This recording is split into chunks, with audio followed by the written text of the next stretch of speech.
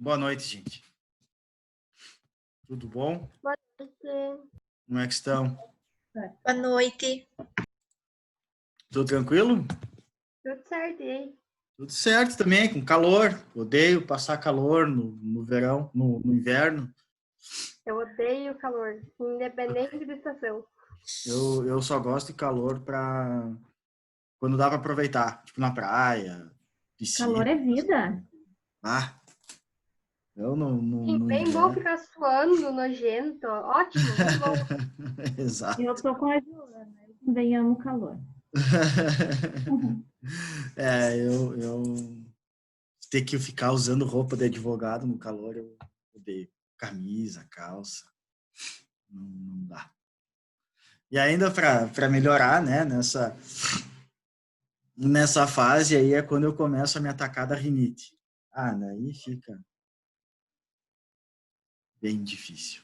Então eu já peço desculpas antecipadas para vocês, que pode ser que eu tenha que... Sim, eu sei que tem ar-condicionado. Mas daí eu tenho a bebê aqui. Daí a bebê, se ficar muito frio para ela, é ruim. Aí não dá para ligar. Com quantos meses que ela tá? 9 para 10. Ai, que amor. Quer conhecer? Sim, Deixa eu ver. Mostra ela. Deixa eu ver se dá. Só um pouquinho.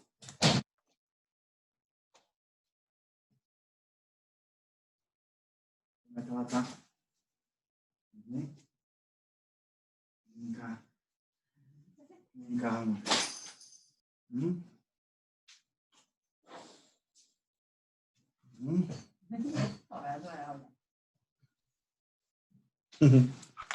Que amada. Pronto, tá aqui. Essa é a Isabela. Oi, gente. Oi? Coisa lindinha, meu Deus. Essa é a Isabela. Ela tá meio chateada, tá meio congestionada, deu uma febrinha ontem. Oi. Dentinho nascendo? Hã? É os dentinhos nascendo que dá febre? Pode ser, mas acho que é mais talvez sei lá, um resfriadinho, alguma coisa, sei lá. Pode também. Então Linda que ela é. ela não tá muito risonha, né? Tá querendo pegar aqui o fio. Tá, gente? Essa é a Isabela. Oi, tchau, gente. Tchau.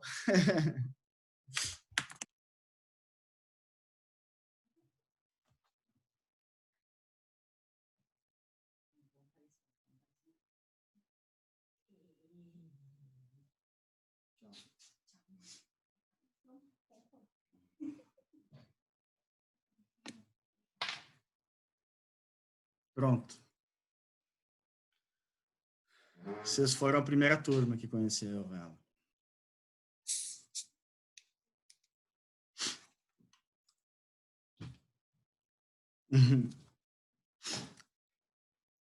Exato. Mas não fica se achando, né, velho? Não fica se achando. Mas como eu estava dizendo, eu já peço desculpas antecipadas se eu tiver que talvez sair daqui para espirrar, passar colírio nos olhos, tomar remédio, alguma coisa, porque meu dia inteiro hoje foi meio assim, né? Mas sem problema. Isso aí estamos... Fique tranquilo, tá tudo certo. Estamos em casa, né? Tudo certo.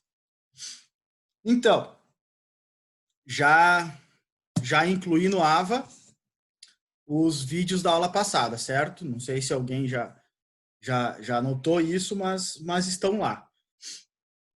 O ideal seria eu colocar os vídeos antes do final de semana, né? Mas é impossível eu colocar os vídeos de hoje até domingo, né? Então eu sempre coloco no decorrer da semana seguinte, para quem quiser revisar alguma coisa, pode na outra semana. Para a aula de hoje, nós vamos terminar a petição inicial, os requisitos da petição inicial, né? E a emenda à petição inicial. Temos um assunto um pouco mais longo, que provavelmente a gente vai né, em toda essa primeira metade da aula, que é o pedido.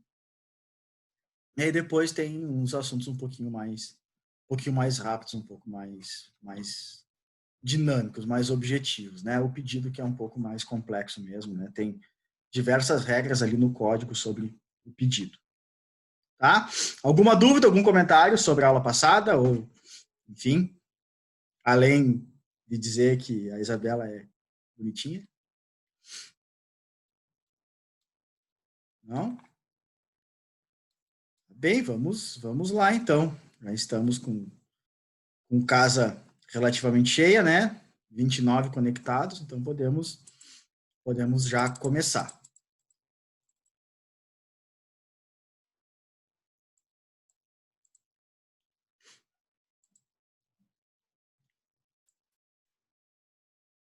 Eu sempre gosto de dar uma pequena rememorada nas coisas que nós vimos na semana passada.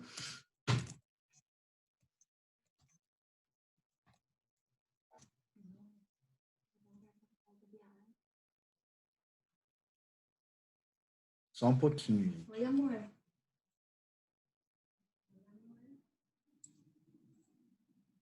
Só um pouquinho, já volto.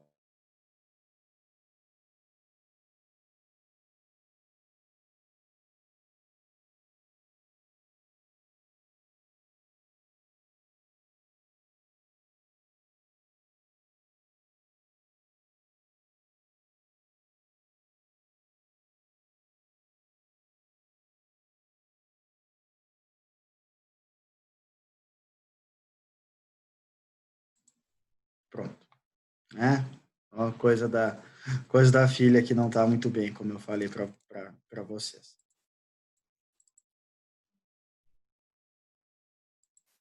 Os requisitos da petição inicial, mas aí esses requisitos da petição inicial são todos aqueles requisitos, todas aquelas informações que devem constar na peça processual, certo? Naquele instrumento que dá origem aos processos. Então, o artigo 319, que é o nosso guia quando falamos de requisitos de petição inicial, ele nos dá 7 requisitos, né? Ele nos apresenta 7 incisos de informações ou de elementos que nós devemos indicar na nossa petição inicial. E a partir do momento que a gente vê uma petição inicial que seja na nossa frente, nós já conseguimos ir identificando todos esses elementos, porque eles são bastante claros, tá?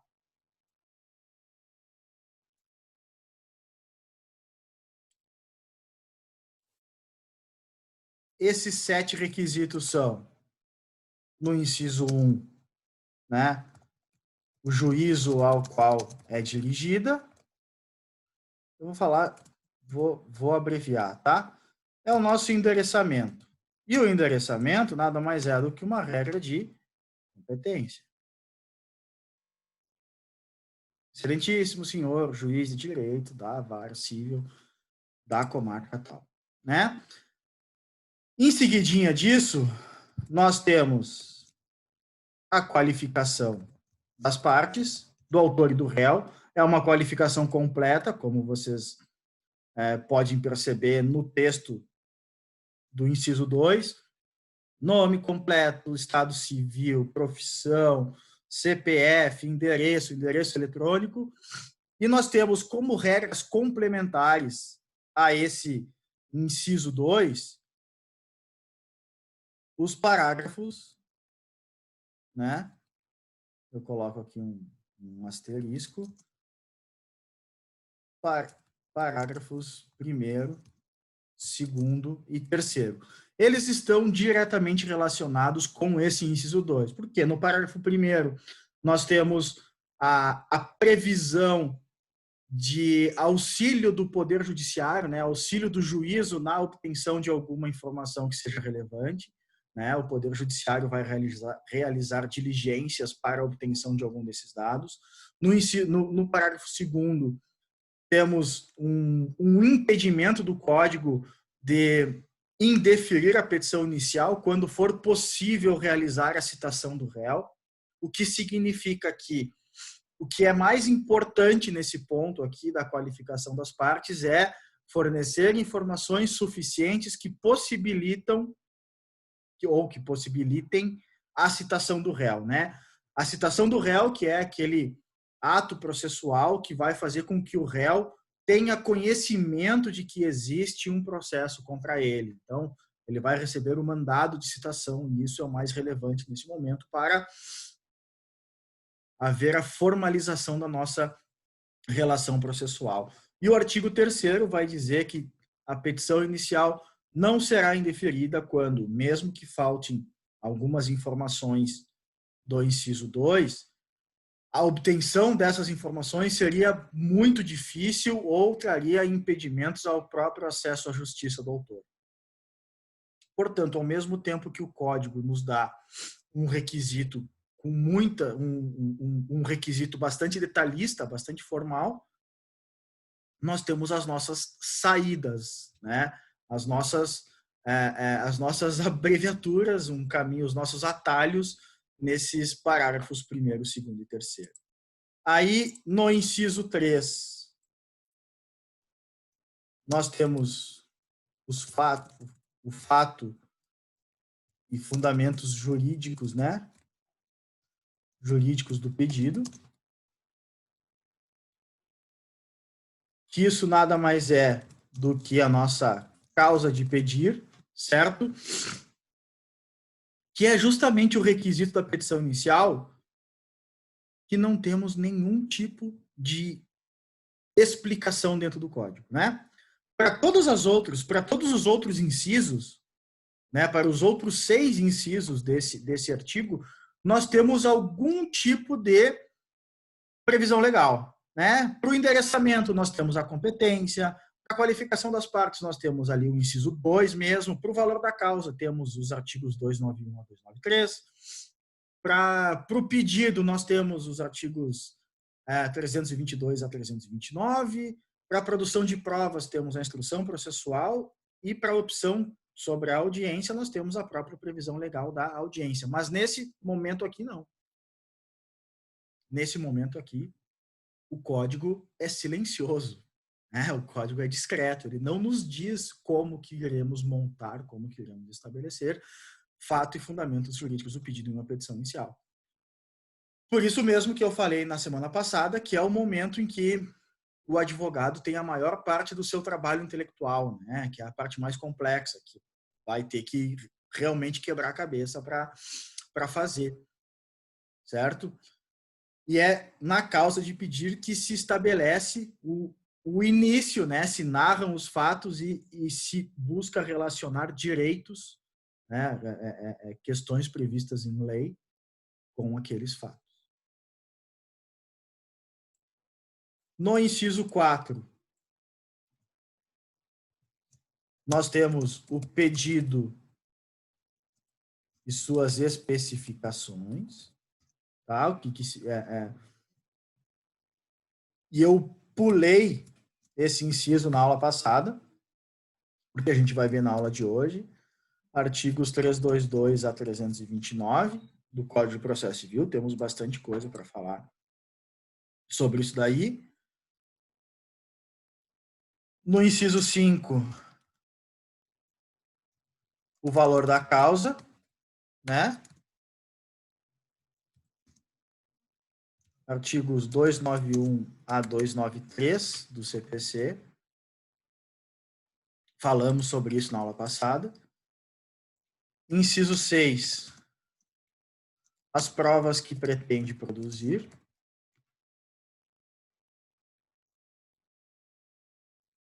E o inciso 7.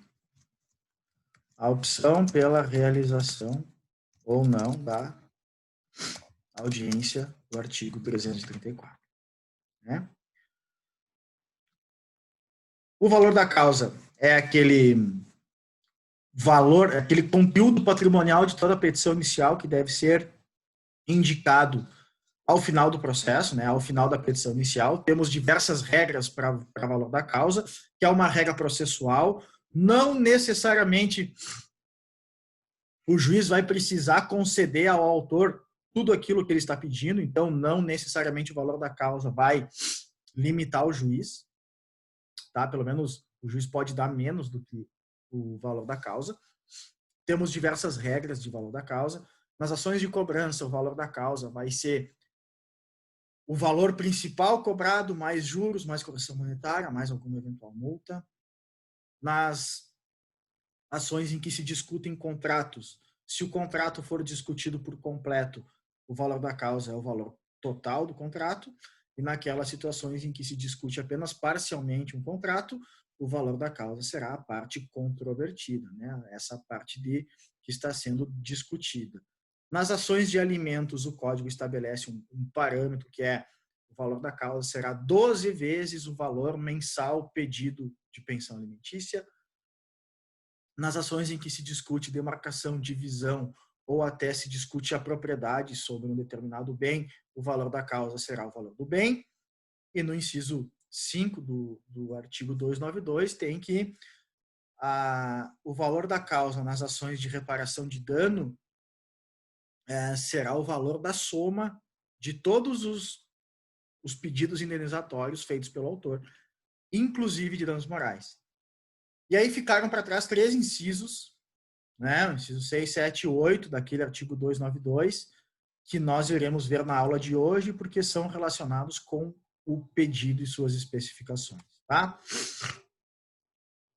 Alguém pode me dizer, pode me confirmar se a gente estudou os incisos 6 e 7 na aula passada? Porque são 3 turmas de processo civil. Não? Não.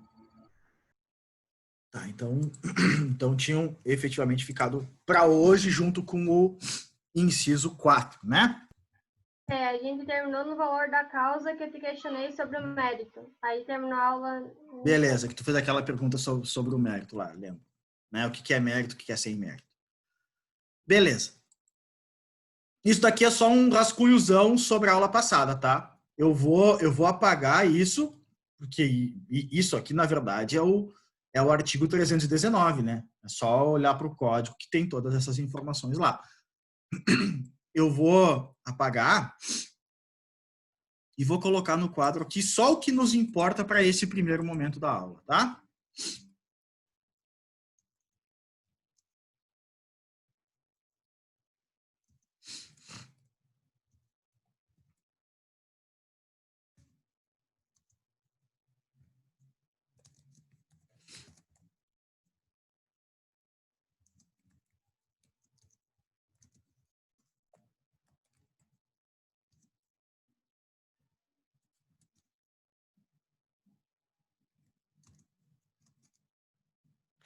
Então, esse é o nosso ponto de partida, né? O caput do artigo 319 diz que a petição inicial indicará, e o inciso 4 diz que deve haver a indicação do pedido e suas especificações. É interessante notar que o artigo 319 ele segue a sequência lógica, certo? Ele segue aquela sequência lógica da petição inicial, né? O endereçamento, qualificação, fato, fundamento, pedido, certo? Se vocês analisarem o que está escrito no inciso 3, né, no inciso anterior a esse, aquele que fala sobre a causa de pedir, vocês vão poder ver que lá está escrito fatos, ou fato, e os fundamentos jurídicos do pedido. Né? Então, nós fazemos toda uma construção argumentativa na causa de pedir para chegar no final e elaborar o nosso pedido. Tá? Ou seja, o pedido está intimamente relacionado com a causa de pedir. A causa de pedir é a parte mais complicada para fazer. É a parte mais trabalhosa. Tá? Porque é a parte de maior número de argumentos. Mas o pedido é a parte mais técnica. não é muito complicado a partir do momento que a gente entende como que ele funciona, qual que é o raciocínio dele. Porque se vocês forem notar quando fizerem a petição inicial de vocês, ou as petições iniciais da vida de vocês, vocês vão ver, uma petição inicial vai ter lá 2, 3, 4, 10, 15 páginas. E o pedido, aquele pedido que é o pedido da ação mesmo, não aquele momento da ação em que nós fazemos pedidos e requerimentos, que eu vou mostrar para vocês numa petição inicial aqui, já em seguida. Mas o pedido da ação, esse pedido aqui, um parágrafo, 2 linhas, 3 linhas, 5 linhas, porque é direto. Tem que ser bastante objetivo, né? O pedido ele tem que ser bastante objetivo, bastante claro, bastante assertivo. Tá?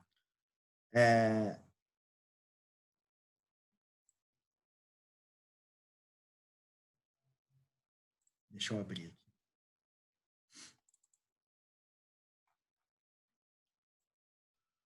Notem aqui que essa petição inicial, que é a mesma que eu estava mostrando na semana passada para vocês, ela tem 16 páginas, tá? Ela é uma petição inicial relativamente longa.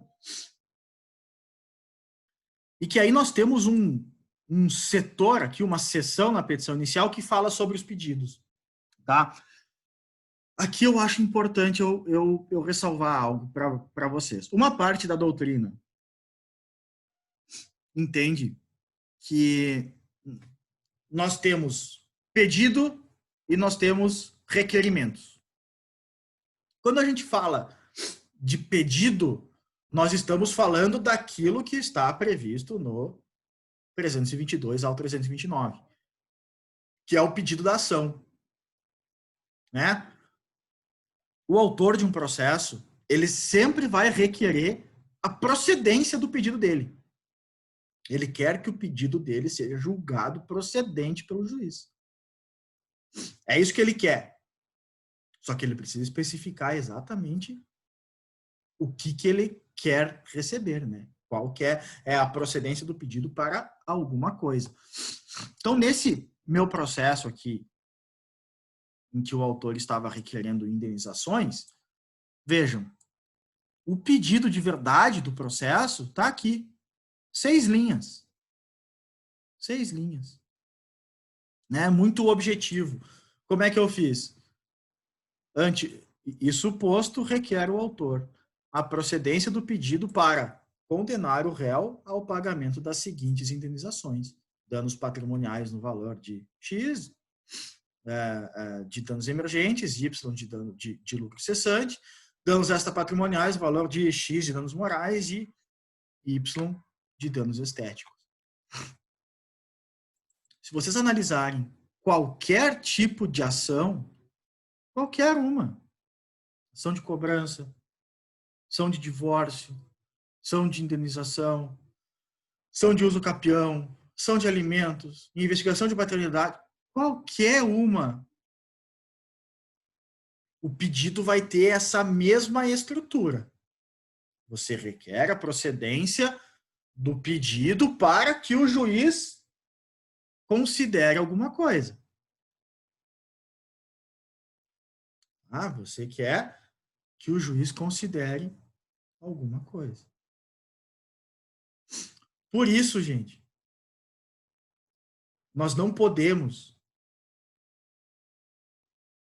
fazer pedidos que não sejam assertivos. Nós não podemos fazer pedidos que sejam contraditórios. Nós não podemos fazer pedidos que sejam genéricos. Nós vamos ver isso daqui a pouco, tem um artigo específico. Não podemos fazer um pedido incerto. Quando a gente vai elaborar um pedido, nós precisamos ser assertivos, objetivos, e nós precisamos observar exatamente aquilo que está no Código de Processo Civil. Então, nesses 8 artigos que nós temos aí, do 322 ao 329, O código vai nos apresentar alguns requisitos para a elaboração de um pedido. Tá? Vai nos apresentar hipóteses, né, espécies de pedido.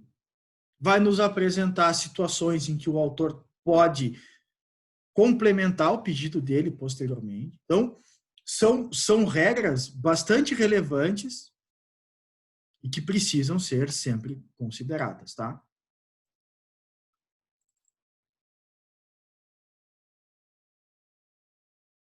O primeiro artigo que a gente trata, e aí hoje sim, tá? Hoje nós não vamos olhar a fundo todos os artigos dessa seção. A gente vai pular alguns que eu acho que não são tão importantes para esse momento aqui, tá?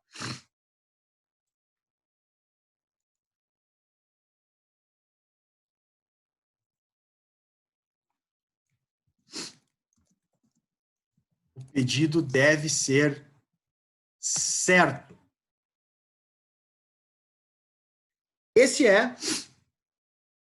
Essa é a primeira afirmação do Código de Processo Civil a respeito do pedido para nós. É a primeira. O pedido deve ser certo. Ou seja, o pedido não pode ser incerto. Na verdade, essa certeza é mais pela existência do pedido.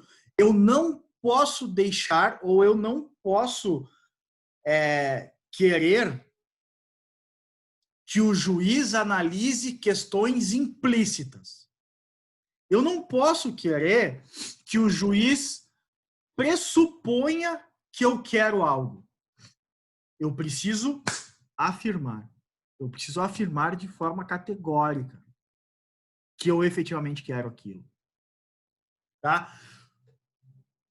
Não foram muitas vezes que eu me deparei com isso. Eu me lembro de uma vez, então é o que fica mais marcado. Teve uma ação que eu fui contestar, certo? O meu cliente, portanto, ele era o réu daquele processo. Eu comecei a ler a petição inicial e o caso era um caso bem esquisitão, tá? O autor do processo era um motorista de caminhão, o réu do processo, meu cliente, era uma empresa que contratou um frete. Aí deu uns problemas lá no frete, por causa de documento que deveria ter sido fornecido provavelmente pela minha cliente. E aí o caminhoneiro foi parado em uma fiscalização da Receita Estadual, né? E aí ele foi autuado por ICMS. Só que cai sempre para o transportador esse tipo de autuação, né? Porque ele tem a obrigação de fiscalizar a documentação, mercadoria, enfim. E aí ele ficou com uma dívida pendente na Receita Estadual de 40 mil reais, alguma coisa assim, perto disso, de ICMS, mais a multa. E aí ele precisava, ele não pagou, porque ele entendia que o meu cliente tinha que pagar. E só que lá pelas tantas, ele se divorciou. Então, no momento de fazer o divórcio, de fazer a partilha de bens, tudo na exatoria, tem que passar pela exatoria, enfim, ele precisou da negativa, de uma certidão negativa estadual. E aí estava aquela dívida no nome dele. Então, ele foi lá e deu um jeito de pagar a dívida. E aí, depois que ele pagou a dívida, então ele entrou na justiça cobrando do meu cliente esse ressarcimento. Aí eu peguei a petição inicial, eu comecei a ler a petição inicial, e lá pelas tantas, na petição inicial, o advogado ou a advogada, não lembro o gênero, se é que importa, né? Fez uma fundamentação a respeito de dano moral. Então tinha lá. Porque o autor do processo foi constrangido, estava com o nome dele sujo, e não pôde, sei lá o quê. Então fez um chorinho, né? Um chorinho natural de quando se pede indenização por danos morais. E fez essa fundamentação ali, né? Falou, não, que ele teria direito a danos morais e tal. Beleza. Eu olhei, daí eu segui lendo. Cheguei lá na parte do pedido, né? Na parte em que se dá os contornos finais da petição inicial. Não tinha pedido nenhum sobre danos morais. Não tinha nada. Tinha fundamento jurídico sobre dano moral, mas não tinha pedido. Então, se não tinha o pedido expresso, exatamente. Se não tinha o pedido expresso, significa que era um pedido incerto. Um pedido que estava meramente implícito. Eu contestei a ação, contestei o pedido, contestei de verdade o pedido que ele fez, que era da indenização por danos materiais, e falei 2 parágrafos sobre a indenização por danos morais. Eu disse, não, olha só, até tem argumentação por danos morais, mas não tem pedido, então é o mesmo que não existir nada na petição inicial. Vossa Excelência não pode apreciar essa fundamentação. E foi o que aconteceu. O juiz não perdeu nem uma linha da sentença para falar sobre danos morais, porque é como se aquilo lá não existisse.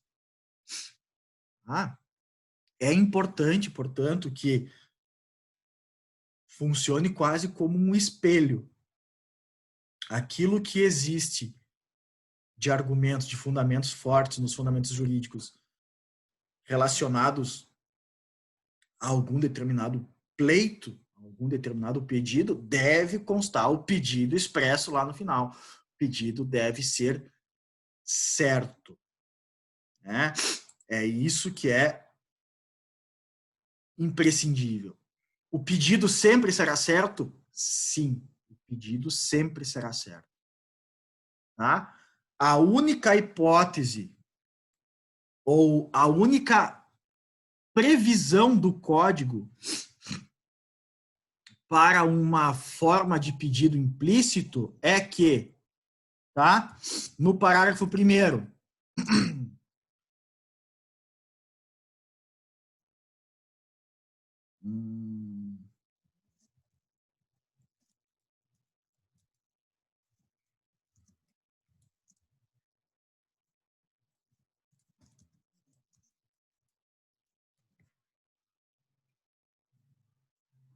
a única coisa que o parágrafo 1º diz é que presume-se incluído no pedido principal o valor de juros, correção monetária e verbas sucumbenciais, inclusive honorários. O que isso significa? Para aquele tipo de pedido, tá? Para aquele tipo de pedido em que juro e correção monetária sejam algo relevante, não precisa estar diretamente no pedido, tá? Não precisa estar expressamente no pedido, que mesmo assim eles serão considerados. Por exemplo, eu tenho uma ação de cobrança de uma dívida de R$1.000, tá? A dívida venceu lá em janeiro, né? Acho que é um exemplo parecido com o que eu dei na semana passada. Aí, eu vou ajuizar a ação agora, em agosto. Agora já não é, quase já nem é mais agosto, já é setembro, né? Então, eu vou ajuizar a minha ação e aí eu calculo juro, correção monetária, uma multinha. E aí, ao invés de R$1.000, que era o valor original, nós já estamos falando de R$1.250. Então, eu vou elaborar minha petição inicial, vou narrar fato, vou apresentar fundamento jurídico, e no momento de fazer o meu pedido, de elaborar o meu pedido, eu vou colocar lá requer-se a condenação do réu ao pagamento de R$ 1.250. Só que esse processo ele vai ser sentenciado daqui a 1 ano e essa decisão vai acabar transitando em julgado daqui 2 anos. Daqui 2 anos, daqui 1 ano e depois daqui 2 anos, nós não estaremos mais falando de R$ 1.250. Não pode o juiz, no final do processo, na sentença, falar simplesmente que o réu deve pagar os R$ 1.250. Não, ele deve pagar os R$ 1.250, mais os juros, mais a correção monetária e mais as verbas sucumbenciais. Mesmo que o meu pedido na petição inicial tenha sido somente essa frase: requer-se a condenação do réu ao pagamento de R$ 1.250. Eu não preciso dizer que eu quero juro, eu não preciso dizer que eu quero correção monetária, eu não preciso dizer que eu quero as verbas sucumbenciais. Não preciso. Tá? Podem até notar aqui.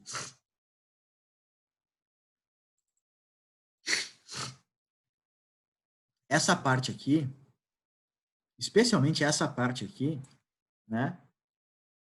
Ela envolve juros, ela envolve juro de mora, correção monetária, enfim, porque são os danos experimentados no momento do acidente. Eu não coloquei aqui juro e correção monetária, porque não precisa. Está implícito. Né? O próprio código aceita que essas verbas estão implícitas. Então, notem aqui, o pedido deve ser certo, compreendem-se no principal os juros legais, a correção monetária e as verbas de sucumbência, inclusive os honorários advocatícios.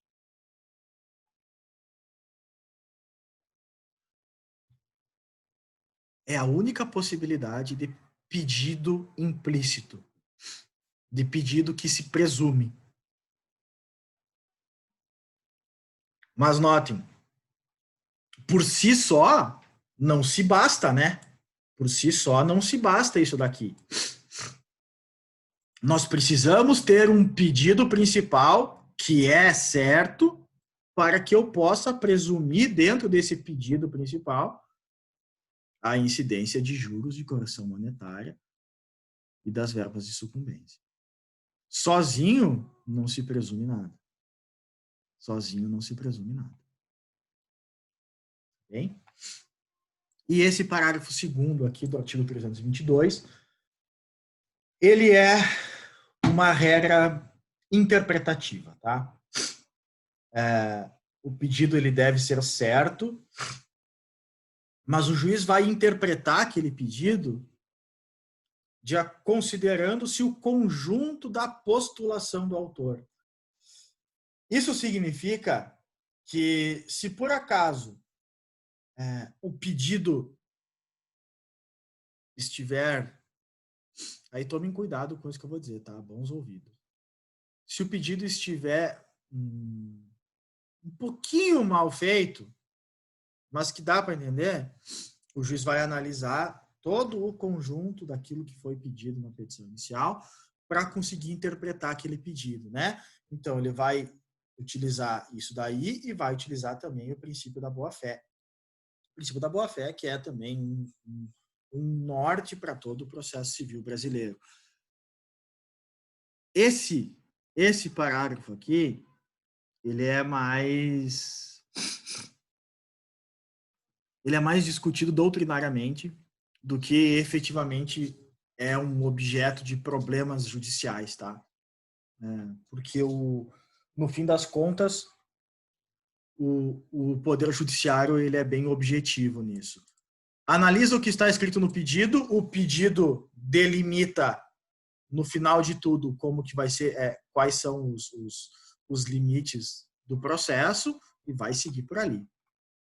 Tá? Não vai fazer nenhum tipo de interpretação extensiva, alguma coisa assim. Tá? Esse é o primeiro requisito do pedido. O pedido deve ser certo.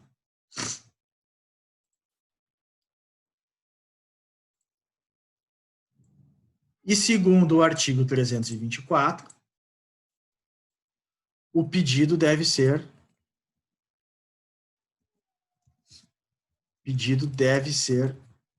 determinado. Tá? O pedido deve ser determinado. E eu vou abrir já aqui uma outra flechinha que é para explicar praticamente junto para vocês as etapas de formulação de um pedido, né? Formulação do pedido. Então, a gente já vai vir para cá. O pedido deve ser determinado. Essa determinação significa que, além de o pedido dever estar bastante expresso, né, ele tem que ser certo na petição inicial, o pedido ele também deve determinar exatamente aquilo que o autor quer. Não basta eu formular o meu pedido falando assim: ante o exposto, o autor requer a procedência da ação. Isso seria um pedido certo. Porque o pedido está ali. E o autor quer a procedência da ação, ou ele quer a procedência do pedido dele. Tá, mas beleza. Não, juiz, olha para os fundamentos, olha para aquilo que está lá e se vira. Não. Deve haver a determinação muito clara sobre aquilo que o autor quer. Tá? Sobre aquilo que o autor realmente quer. O pedido somente vai poder ser genérico em algumas poucas hipóteses, que eu vou falar para vocês daqui a pouquinho. Tá? Mas, tendo a ideia de que o pedido é certo e que o pedido é determinado, eu posso falar para vocês, então, como que eu vou formular o meu pedido. O meu pedido ele tem duas etapas. Nós temos algo que se chama... Peraí. Eu vou apagar isso aqui e vou escrever de novo. Senão fica... As linhas e tal, fica muito estranho.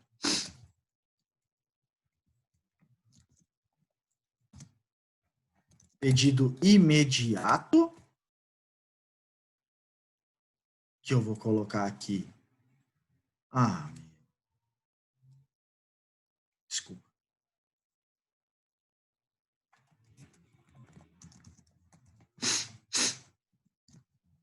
Do imediato, que é regra processual,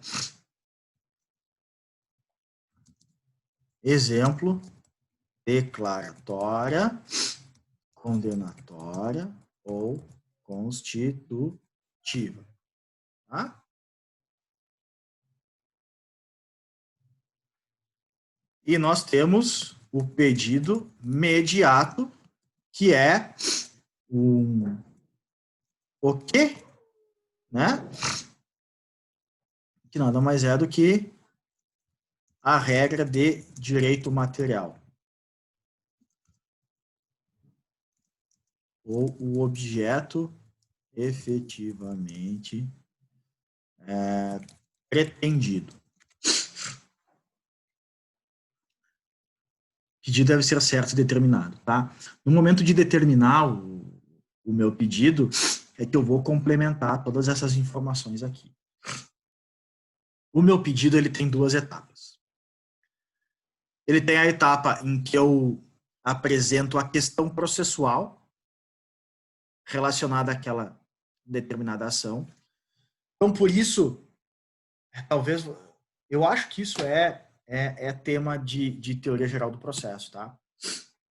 As ações, elas têm algumas possíveis naturezas. A ação pode ter natureza declaratória, a ação pode ter natureza condenatória e a ação pode ter natureza constitutiva. E isso tem total relação com o objetivo do autor. Se o autor quer criar um direito, quer declarar um direito que não existia, que é o direito daquele caso concreto, ele vai ajuizar uma ação declaratória. Então, uma ação de uso capião, a famosa ação de uso capião, ela é uma ação declaratória. Porque eu estou querendo o quê? Eu estou querendo declarar que o autor é proprietário de um determinado bem. A ação de investigação de paternidade, ela é uma ação declaratória, porque eu estou querendo declarar que o réu daquele processo é pai do autor daquele processo. Se busca, então, declarar essa situação. Tá? Se eu estou lutando contra um tributo que eu pago e que eu quero deixar de pagar, eu vou ajuizar uma ação declaratória de inexigibilidade daquele determinado tributo. Porque eu não quero mais ser obrigado a pagar aquilo lá. Quero que se declare esse direito. Nas ações condenatórias, o próprio nome já diz. Né? Eu estou buscando a condenação do réu, e a condenação, ela sempre vai ter relação com uma determinada obrigação. Então, eu quero que o réu seja condenado a prestar uma determinada obrigação. Pagar quantia, entregar uma coisa certa, entregar coisa incerta, fazer e não fazer. As ações condenatórias, elas têm um diálogo muito próximo com o direito das obrigações. E nas ações constitutivas, ou ações também que podem ser desconstitutivas, nós queremos que seja reconhecida uma determinada relação jurídica, ou que seja extinta uma determinada relação jurídica. Então, se eu ajuizo uma ação de reconhecimento de união estável, eu estou fazendo uma ação constitutiva. Se eu quero fazer uma ação de divórcio, que eu quero terminar com aquela relação jurídica, eu estou fazendo uma ação desconstitutiva. Tá? Então, como que eu formulo o meu pedido até aqui? Eu sempre vou querer a procedência da ação, certo? Eu sempre vou querer a procedência do meu pedido. Então, na formulação do meu pedido, e o meu pedido deve ser certo, eu devo determinar também exatamente tudo aquilo que eu quero. Professor, Oi. eu não entendi muito bem o que é a constitutiva. Tá, a constitutiva tem relação com... vai ser redundante, tá? Com determinadas relações jurídicas. Tá? A constitutiva, na ação constitutiva, a intenção do autor é constituir uma relação jurídica, reconhecer uma relação jurídica, e na ação desconstitutiva, que é o oposto dela, você quer acabar com uma relação jurídica, tá?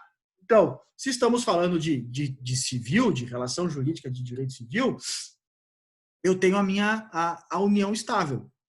Tá? O que é uma união estável? É uma união entre duas pessoas com intenção de constituir família.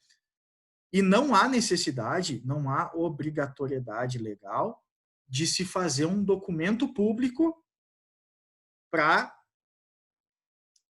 reconhecer essa união estável, certo? Mas, se houver qualquer tipo de problema patrimonial futuro, se houver separação, se houver o falecimento de alguém e que precisa se reconhecer aquela união estável, você vai ajuizar uma ação que se chama ação de reconhecimento de união estável. Porque aí, com essa ação, eu vou constituir aquela relação jurídica. Né? A intenção é diferente daquela declaratória que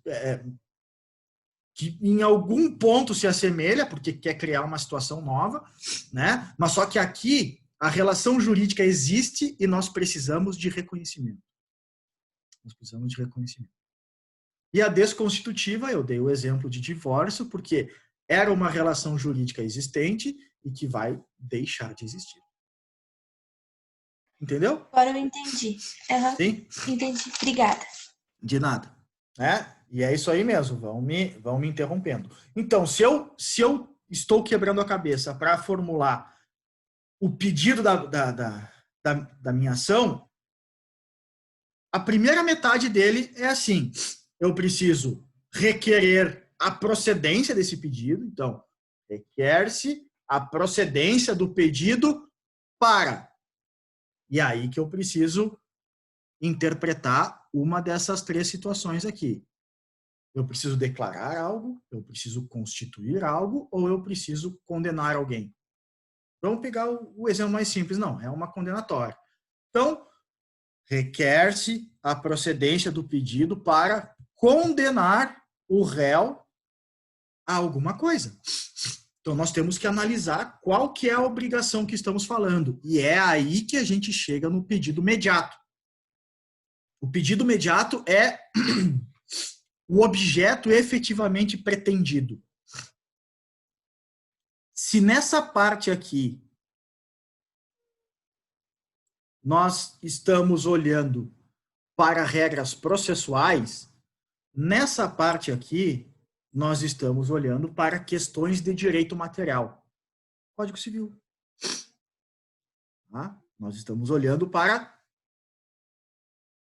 o objeto efetivamente pretendido.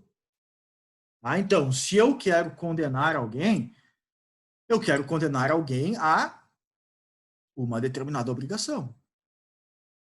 Vamos ficar com dinheiro, que é o mais fácil. Tá? Que é uma indenização por danos materiais de R$10.000 e uma indenização por danos morais de R$10.000 também. Então, eu vou requerer a procedência do pedido para condenar o réu ao pagamento de indenização de danos materiais no valor de R$10.000 e por danos morais no valor de R$10.000. E aí está pronto o meu pedido. Né? Aí está pronto o meu pedido. Vejam como que eu fiz aqui. Né? Eu faço sempre dividido por tópicos. Então, no meu tópico 6.2, eu deixei bem certo o que eu queria, né? E eu já fiz a minha parte imediata do pedido aqui. Eu quero a procedência do pedido para quê? Para condenar, aqui o meu pedido imediato, né? Condenar o réu ao pagamento das seguintes indenizações. E aqui eu apresentei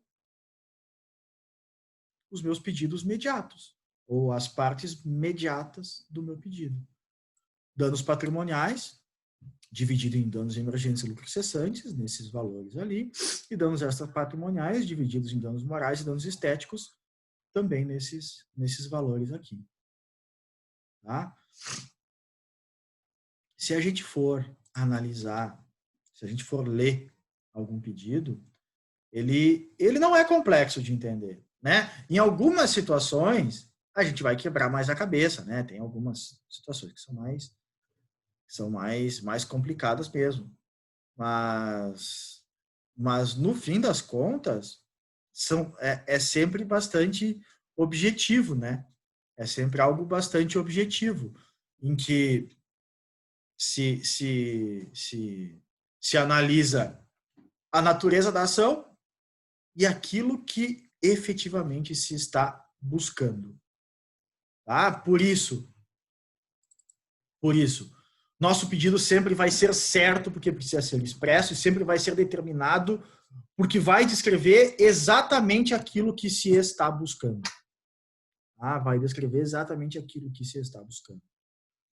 Não se aceitaria, naquela situação que eu coloquei ali, naquela petição inicial que eu mostrei para vocês, não se aceitaria um pedido do tipo, requer-se a condenação do réu, conforme a petição inicial. Não se aceita.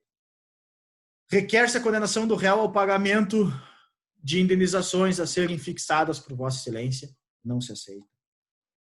Tem que ser, requer-se a condenação do réu ao pagamento. Pagamento de quê? Disso, daquilo e daquilo. E aí o nosso pedido fica completinho. Tá? Não se aceita pedido incerto, não se aceita pedido implícito, a não ser nessa situação aqui que eu falei para vocês do parágrafo 1º do 322, e não se aceita pedido genérico, e ser genérico está relacionado com o determinado, a não ser nas situações previstas nesse artigo 324. Tá? Esse artigo daí, ele dá 3 exceções que são bem relevantes.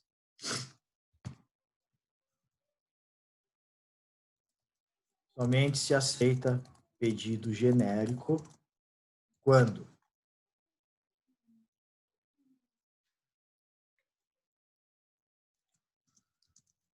se tratar de bens universais que não possam ser individualizados, quando não for possível definir todas as consequências do ato, quando houver a necessidade de alguma atitude do réu. Tá? Nessas 3 situações que elas estão ali no artigo 324, só que estão com outras palavras, tá? Nessas 3 situações, o pedido pode ser genérico. O que significa o pedido ser genérico? Que eu não preciso individualizar tintim por tintim. Lembram aquilo que eu coloquei na petição inicial, na minha petição inicial ali? Um valor específico de danos materiais, de dano emergente, um valor específico de lucro cessante, valor específico de danos morais, valor específico de danos estéticos. Em algumas situações, o código aceita que o pedido seja genérico. Tá? Nessas, quando se tratar de bens universais que não possam ser individualizados. Os termos do código seriam: nas ações universais, se o autor não puder individuar os bens demandados. Exemplo, eu estou discutindo a propriedade sobre um determinado acervo de livros, sobre uma biblioteca. Tem lá 5.000 volumes naquela biblioteca, 5.000 livros. Como é que eu vou individualizar livro por livro na petição inicial? Impossível. Por isso que nessa situação, eu não estou... Eu nem sei se são 5.000 livros, né? Pode ser 4.800, pode ser 5.200. Não sei. Não sei quantos, exatamente todos os livros que tem lá. Eu estou discutindo a propriedade sobre aquela determinada biblioteca, que era do meu pai, que era do meu avô, que era do meu tio, enfim. E aí no processo, na hora de fazer o pedido, vocês não vai se requerer, por exemplo, a declaração da propriedade sobre o livro tal, e aí listar os 5.000 livros. Não, sobre o acervo literário localizado, ou arquivado, ou estocado, sei lá onde. Isso é um pedido genérico. Estou discutindo a propriedade sobre um rebanho bovino. Pode ter lá 1.000 cabeças de gado, mas eu não sei quantas cabeças de gado tem lá. Então, o meu pedido pode ser genérico. Pode ser genérico, pelo menos até que se descubra exatamente de quanto estamos falando. Né? De quanto estamos falando. Ações universais são algumas, né? Coisa pouca. Nos remete lá para o direito civil 1, daquelas universalidades de fato, universalidade de direito, nos remete para lá. E que no início de um processo, às vezes, é realmente impossível de saber de quanto que estamos falando, né? De quantos bens estamos falando, quantos itens estamos falando. A segunda hipótese, quando não for possível precisar, né, as consequências do ato ou fato. Tá? Quando não for possível determinar desde logo as consequências do ato ou do fato. Aqui parece que fica um pouco mais tangível para nós, um pouco mais factível. Pensem em um acidente de trânsito em que a vítima desse acidente de trânsito sofreu várias lesões, tá? Sofreu muitas lesões e vai precisar de um tratamento médico bem longo, né? Vai precisar de algumas cirurgias, vai precisar de fisioterapia, vai precisar de um monte de coisa para a reabilitação dela. A gente não pode exigir duas coisas. A gente não pode exigir que já se saiba o valor de todo esse tratamento antes dele ser feito, porque sequer se sabe quantas cirurgias serão necessárias, se vai ser 2, 3, se vai ser 5. E nós também não podemos exigir que essa ação venha a ser ajuizada somente ao final do tratamento. Não dá. Não faz sentido. Por isso, se nós temos uma situação dessas, em que nós não a Shine tomando a cervejinha dela da sexta-feira de noite, né? Então, se nós não conseguimos determinar no início do processo de quanto nós estamos falando, não tem problema. Porque é impossível saber nesse momento de quanto estamos falando. Não é por má vontade do autor, é porque é impossível. Então, nessa ação aí, nós teremos um pedido de indenização por danos materiais daquilo que já foi gasto. Um pedido de indenização por danos morais por causa do acidente, de tudo que vem depois. Um pedido, talvez, de dano estético.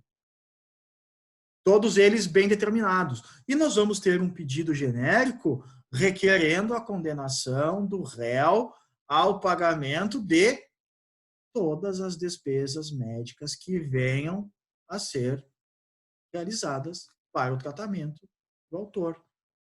E aí, como que se descobre isso posteriormente?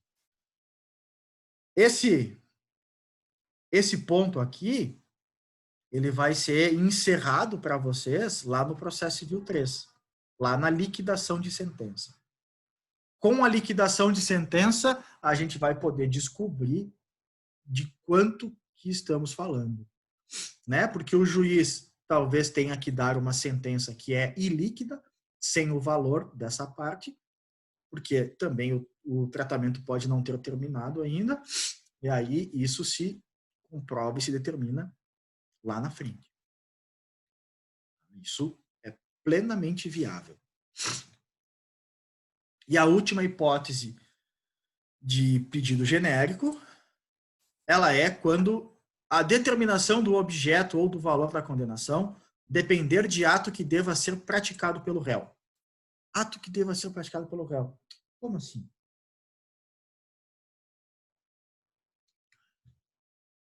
Pensem em uma ação de despejo.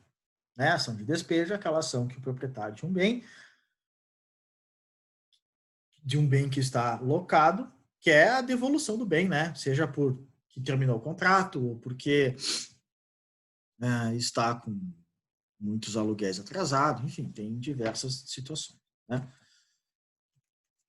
E um contrato de aluguel obriga o locatário, né, aquela pessoa que está, o inquilino, no caso, aquela pessoa que paga o aluguel, geralmente obriga ele a ressarcir eventuais danos, né, eventuais prejuízos em decorrência de danos no imóvel.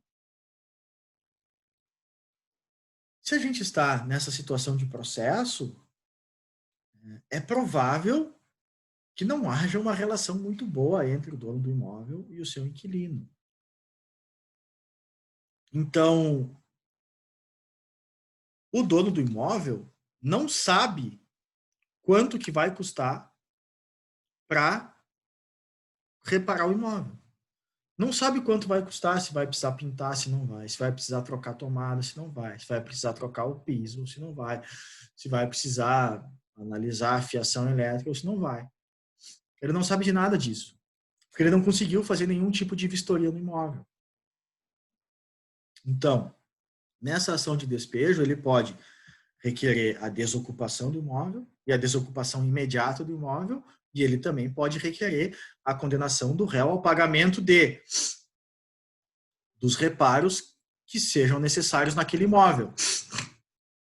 Só que o autor somente vai saber de quanto que estamos falando a partir do momento que o réu desocupar o imóvel.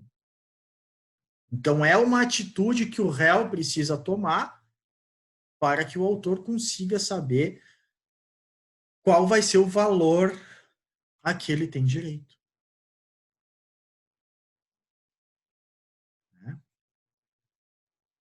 Viram, então, como essas 3 hipóteses de pedido genérico, elas são também bastante razoáveis, né? Se o autor não sabe de quanto que vai ser o pedido dele, e se ele não tem como saber naquele momento de quanto que é o pedido dele, não vamos impedir o acesso à justiça, né?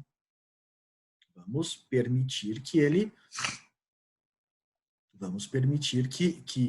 ajuize o processo e que aí, naquele processo, posteriormente se veja de quanto estamos falando, que se determine ao final desse processo, então, de quanto que estamos falando.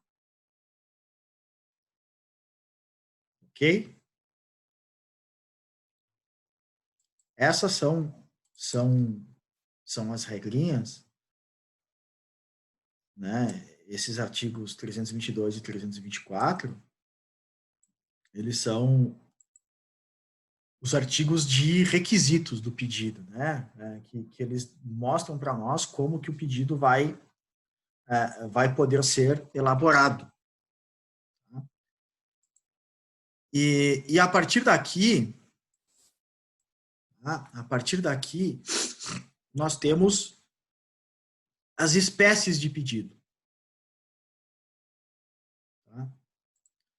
Nos artigos 325, 326 e 327, nós temos as espécies de pedido. Tá? Um pedido, ele pode ser simples, quando é um pedido apenas, e ele pode ser cumulado quando eu tenho mais de um pedido.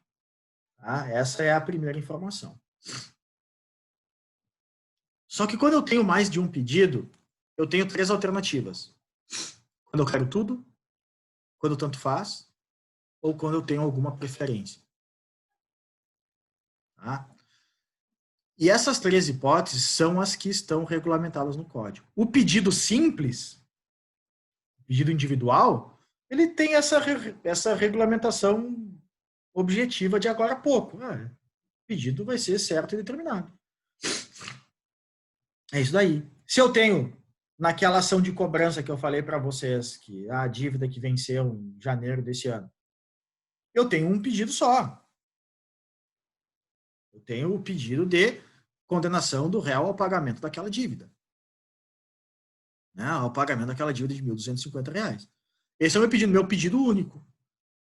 O único pedido daquela ação é esse daí.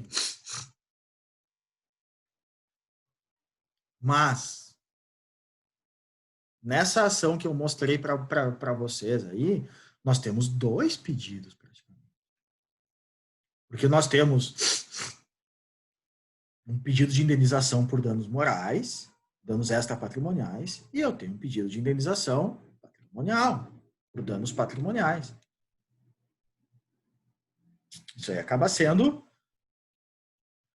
mais de uma coisa que eu estou postulando. E aí, para isso, o código estabelece regras. Tá? O código estabelece regras. De começo, eu passo a delimitação doutrinária, tá?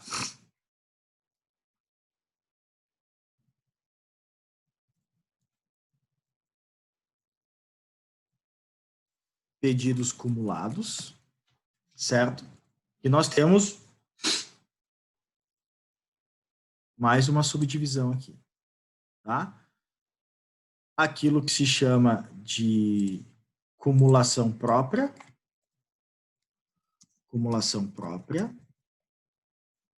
que o que manda para nós, o que determina para nós é o E, né? Cumulação própria, e isso aqui está no artigo 327, tá? Do CPC. Isso é a minha acumulação própria. E na minha acumulação imprópria, eu tenho os artigos 325 e o 326. Eu vou puxar aqui para o início, tá? Para o início da linha. Pedido subsidiário. Eu nunca lembro qual dos dois artigos que é. É o 326. 326 significa que eu tenho uma preferência, então eu quero... Primeiro eu quero um pedido. Eu vou explicar todos mais detalhadamente, tá? Primeiro eu quero um pedido, se não...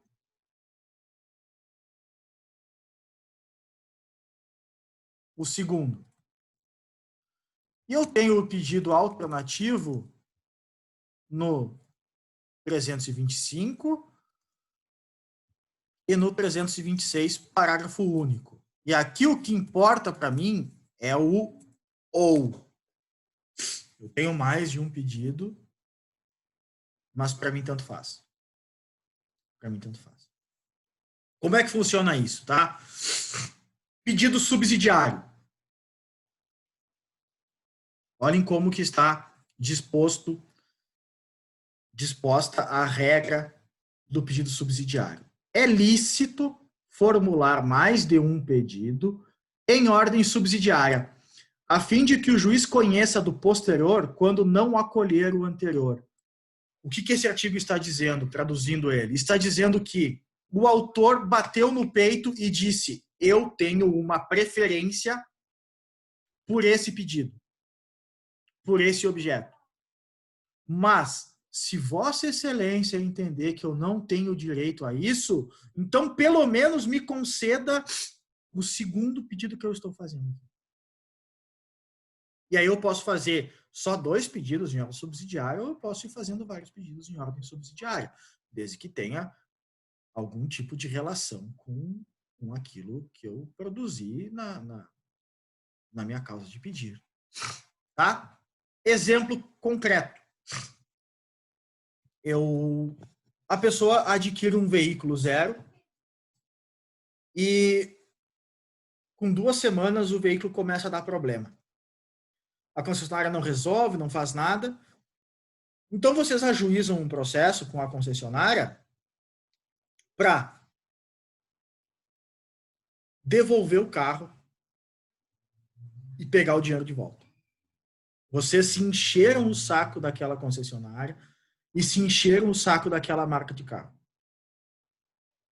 Tá? Então, ajuizaram o processo cujo pedido principal, aquilo que vocês querem, é desfazer o negócio e pegar o dinheiro de volta. Essa é a principal intenção do autor. Mas aí ele pode fazer pedido subsidiário. Ele pode fazer, não. Se Vossa Excelência entender que não tem o direito a isso, então, pelo menos, determine que a concessionária me dê um carro novo. Eu quero um carro zero, porque aquele meu já está estragado. A minha preferência é desfazer o negócio e receber o dinheiro de volta. Se isso não der certo, um carro zero, igual o que eu comprei. Ou eu posso também tentar, não. Tá bem, se isso também não der certo, não for possível, então que pelo menos condene a empresa a corrigir o problema em definitivo dentro de um prazo razoável. Pode ser. Pode ser. Essas podem ser as minhas hipóteses. Né? O que está escrito aqui? O juiz conheça do posterior quando não acolher o anterior. Se o juiz não acolher o meu pedido de desfazimento do negócio e devolução do dinheiro, ele vai analisar o próximo. Bom, ele desacolheu esse, vou analisar o próximo. Ah, um carro zero. Desacolheu esse, vai para o próximo. Ah, um conserto do carro em prazo razoável. Sei lá. Uma hipótese.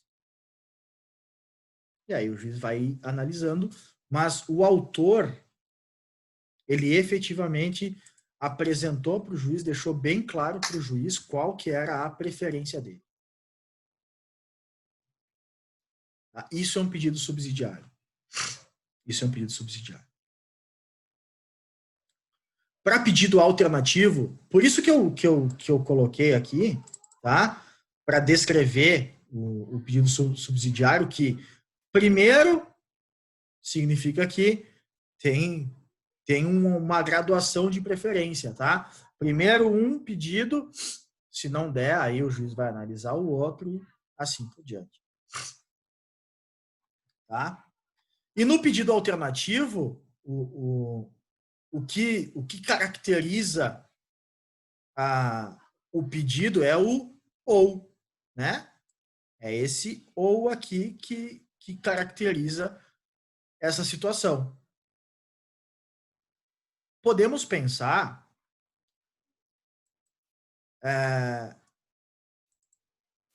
nessa mesma situação aí que eu falei para vocês, tá? Nessa mesma situação do carro. Só que ao invés de o autor fazer uma opção clara pela devolução do dinheiro, ele pode dizer que para ele tanto faz. Ele quer a devolução do dinheiro ou um carro novo, um carro zero. Ele não precisa... Ele não fez nessa situação, portanto, uma opção por uma dessas alternativas. Para ele, tanto faz. E se para ele tanto faz, nós temos isso daqui. É lícito formular mais de um pedido alternativamente para que o juiz acolha um deles. O juiz vai analisar essa situação e vai dizer, não, eu acho que esse daqui é melhor. Vai para qualquer um, porque para o autor tanto faz. Para o autor tanto faz. Né? E nós podemos ter um pedido alternativo também quando a minha obrigação, por natureza, ela é alternativa. E para saber disso, a gente precisa voltar lá para o direito das obrigações, para aquelas obrigações alternativas que já nascem alternativas, né? Lembram que os exemplos eram um cavalo ou uma égua no contrato, né? Ou então num contrato de arrendamento que tem o pagamento vai ser em sacos de soja ou em dinheiro, de acordo com a cotação do saco de soja e tal. Isso é uma obrigação já que, por natureza, ela é alternativa. E sendo uma obrigação por natureza alternativa, evidentemente que no processo essa alternativa vai estar sendo, vai poder ser observada, vai ter que ser observada. Por isso que eu coloquei aqui, na hora de descrever os pedidos alternativos, por isso que eu coloquei 2 artigos. O 325, que é o da obrigação por natureza alternativa, ou o 326, parágrafo único, que é aquele que concede ao autor a prerrogativa de fazer mais de um pedido de forma alternativa para que o juiz escolha um deles. Isso daqui, gente, se chama de cumulação imprópria. Esses 2 pedidos, de acordo com a doutrina, eles são uma cumulação imprópria, porque mesmo que nós tenhamos mais de um pedido, o autor não vai ter direito a ganhar todos eles. O autor vai acabar ganhando só um. Por isso que se diz imprópria, porque é mais de um pedido, mas para que o autor ganhe só um deles. Professor, mas se o juiz quiser dar mais, não pode. Não pode. Né? Porque, vejam, nesse nosso caso aí, do veículo, o juiz não pode devolver o dinheiro, né? Mandar que a concessionária devolva o dinheiro e ainda mandar que a concessionária dê um carro novo. Não pode. Esses pedidos aí, eles não se somam. Somente um deles vai poder ser concedido. Tá? E na questão da acumulação própria, nós temos mais de um pedido e o autor quer todos. O autor quer todos. E no início desse assunto eu disse, eu vou apresentar para vocês aqui a divisão doutrinária. Porque no código nós não temos essa divisão em cumulação própria e cumulação imprópria. No código nós temos pedido alternativo, pedido subsidiário e pedido cumulado. Nós temos só essas três situações. A doutrina que quis, então, dividir de uma forma um pouquinho diferente. Aqui no código nós temos essas três espécies ali bem claras, né? E nesse artigo 327, que trata sobre acumulação própria ou acumulação de verdade, aquela acumulação em que o autor vai querer mais de um pedido e ele quer todos eles, o artigo começa assim: é lícita a acumulação em um único processo contra o mesmo réu de vários pedidos, ainda que entre eles não haja conexão. Tá? Eu vou puxar aqui para cima, tá? Artigo 327. É lícita ou é lícito acumular pedidos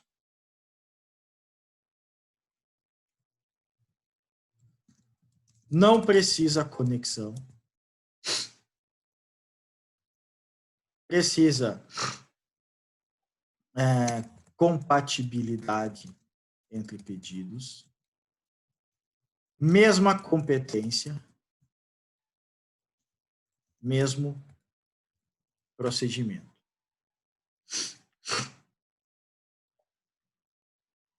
No 327 é onde nós temos as regras mais claras sobre essa acumulação de pedidos. Já que o autor quer tudo aquilo, todos aqueles pedidos, então vamos estabelecer quando que isso é possível e quando que não é possível.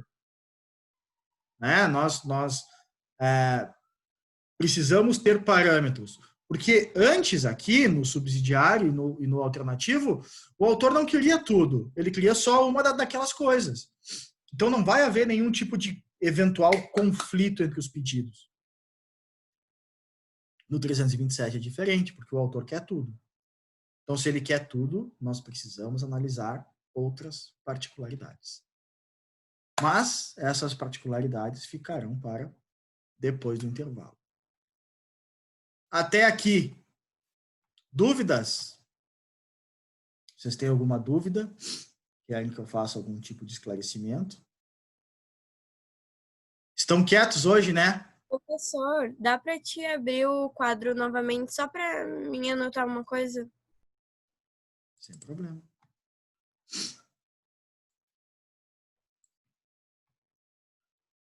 Tá aí? Beleza, obrigada. Tá. Sem dúvidas, gente? Eu tenho uma dúvida também. Então manda. O subsidiário, ele pode ser, tem algum limite ou pode ser Não. quantos quiser? Não tem limite? Não tem. É que, no fim das contas, quando você vai fazendo, como você está limitada pelos teus fundamentos jurídicos, né? Pela tua causa de pedir, tu não vai conseguir ir muito longe, né? Tu não vai conseguir ir muito longe. Por exemplo, não tem sentido em tu fazer um pedido subsidiário de danos morais para pagamento de R$10 mil, e aí tu, se o juiz não quiser, então que para 5. Não, entende? Tu vai sempre ter um limite na tua causa de pedir. Então, fica difícil ir criando tantas opções, né? Vai chegar um momento que tu vai ter, tipo, vai ser isso, e se não der isso, eu quero aquilo. E não vai mais ter tantas opções além disso. Né? Na maioria das vezes, nas situações que eu vi, a pessoa vai ter 1, 2, no máximo 3, que aí já se encerram as possibilidades. Mas não tem limite na lei, tá, Bruna? Não tem. Na lei é livre, está escrito ali, é lícito fazer pedido de ordem subsidiária. Mais ou menos assim. Ok? Mais alguma?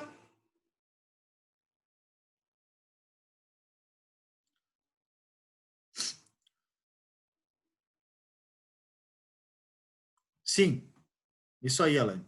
E daí o pedido principal é aposentadoria por invalidez. Você quer a aposentadoria por invalidez, mas se não for isso, concessão de auxílio-doença. E daí não é definitivo. É bem isso.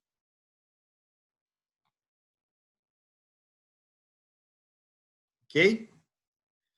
Professor, Oi. Fala, tu Marluce. podes mandar esse quadro lá no Lava? Olha. Posso?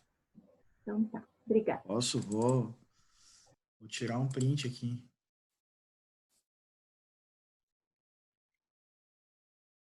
Isso aqui é sempre bagunçadinho, né?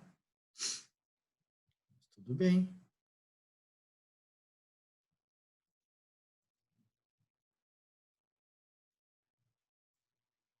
Tá. Então é isso, gente. Vamos fazer um intervalinho. Depois eu volto para terminar os pedidos, terminar a petição inicial. Eu faço chamada na volta do intervalo, né? Obrigado pela companhia por enquanto. Até daqui a pouco.